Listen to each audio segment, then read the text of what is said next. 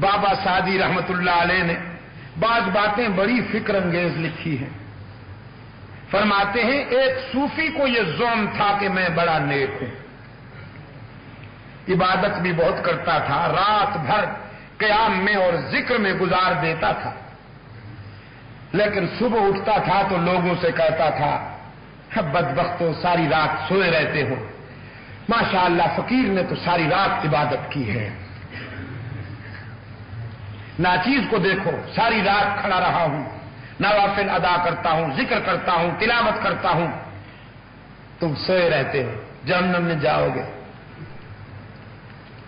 40 سال عبادت کی، اللہ نے فرمایا تیرا ایک بھی سجدہ قبول نہیں، تجھے بڑا زوم ہے اپنے سجدوں پر، ہم ساری عبادت تیرے منہ پہ مارتے ہیں، جاؤ.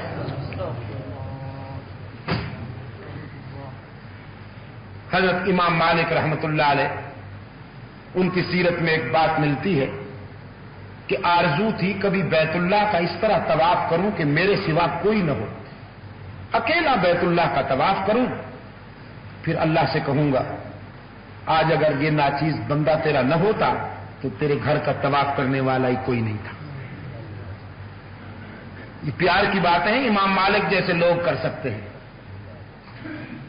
فرماتے ہیں موقع کی تلاش میں تھا، رات کو جب بھی پہنچا طواف کرنے والے موجود، دن کو شدید گرمی پہنچا تو طواف کرنے والے موجود. ایک دن شدید طوفان آیا، اولے پڑے، میں نے سمجھا آج اس طوفان میں کون آ سکتا ہے، بڑا اچھا موقع ہے.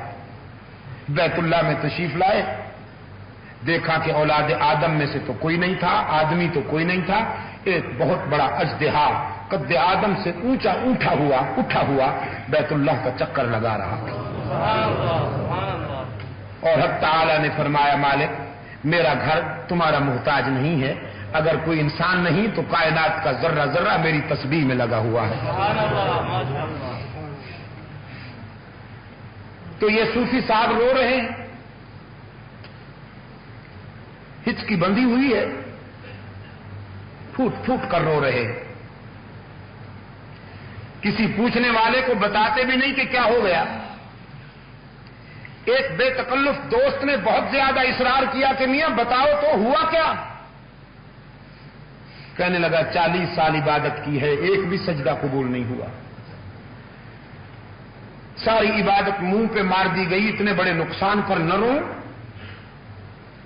وہ دوست کہنے لگا پھر جب 40 سال عبادت قبول نہیں ہوئی تو کب تک ٹکریں مارتے رہو گے، رند بن جاؤ، مزے کرو، چھوڑ دو اس کا در. جب قبول ہی نہیں کرتا زندگی کتنی باقی رہ گئی تمہاری، رند بن جاؤ اور مزے کرو. اب بظاہر تو یہ تھا کہ صاحب قبول نہیں ہوئی عبادت، لیکن میں کہتا ہوں قبول ہو گئی تھی، اس لیے اللہ نے اس موڑ پر ہلاکت سے بچا لیا. فرمانے لگے توانی ازاں دل بپرداختن، توانی ازاں دل بپرداختن، دانی کے بے او تما ساختن. رو رو کر کہتا ہے یہ کیا کہہ دیا تو نے کہ اس کا در چھوڑ کر چلا جاؤں، پھر یہ تو بتا کے جاؤں کس دروازے پر. وہ تو میرے سجدوں کا محتاج نہیں، وہ میرے قیام کا محتاج نہیں، وہ میرے ذکر و فکر کا بھی محتاج نہیں، اسے میری عبادت کی ضرورت نہیں، ضرورت تو مجھے اس کی عنایت کی ہے. اگر اس کا در چھوڑ جاؤں تو کہاں جاؤں. اس کے لیے تو تسبیح کرنے والے بھی بہت ہیں، کائنات کا ایک ایک ذرہ اس کی تسبیح میں لگا ہوا ہے. بوقت سحور آنسو بہانے والوں کی بھی کمی نہیں، دامن پھیلانے والوں کی بھی کمی نہیں. سجدے کرنے والوں کی بھی کمی نہیں، لیکن مجھے تو کوئی در بتا۔ نہیں، ایسا نہیں ہوگا۔ یہ محبوب ہی ایسا ہے کہ خوش ہو یا ناراض، لیکن اس کا در نہیں چھوڑا جا سکتا۔ سارا دن روتا رہا، رات آئی، پھر آنسو کی برسات میں اللہ کے در پہ جھک گیا اور کہتا ہے تنگ دستی کے جو عالم میں گھبراتا ہوں، پر درے غیر پہ جاتے ہوئے شرماتا ہوں، ہاتھ پھیلانے میں محتاج کو غیرت کے العالمین، جب تیرا ہوں تو پھر تیرا در چھوڑ کر کہاں جاؤں؟ قبول کرے یا نہ کرے میرے سجدے تیری مرضی، لیکن یہیں پڑا رہوں گا، یہیں روتا رہوں گا، یہیں دامن پھیلاؤں گا، یہیں دل کی بات کہوں گا۔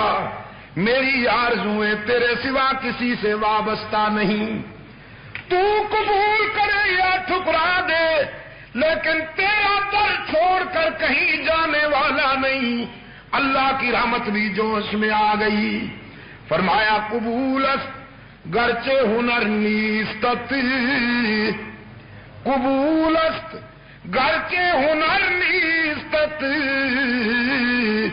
کہ جز ما پناہ دیگر نیستت۔ آج ہم نے تیرا یہ سجدہ بھی قبول کر لیا اور سابقہ 40 سالہ عبادت بھی قبول کر لی، 40 سالہ سجدے بھی قبول کر لیے، اس لیے کہ جب ہم نے تیرے منہ سے یہ سنا کہ ہمارے سوا تیرا کوئی در نہیں، تو پھر ہمیں بھی حیا آ گئی کہ ہم تجھے کیوں تنہا چھوڑ دیں۔ مگر کوئی آئے تو صحیح اس در پہ، اشک تو بہائے، ذرا آنسو تو بہائے۔ ذرا ذرا سے نقصان پر ہم رو دیتے ہیں، مالی نقصان پر رو دیتے ہیں، عالی نقصان پر رو دیتے ہیں، لیکن عاقبت کے نقصان پر ہمیں رونا نہیں آتا، اللہ سے مانگنا نہیں آتا۔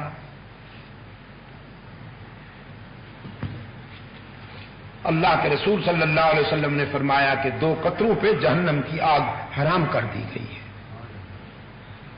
ایک شہید کے جسم سے ٹپکنے والا خون کا قطرہ اور ایک گنہگار کی آنکھ سے ٹپکنے والا آنسو، ان دونوں پر جہنم کی آگ حرام کر دی گئی۔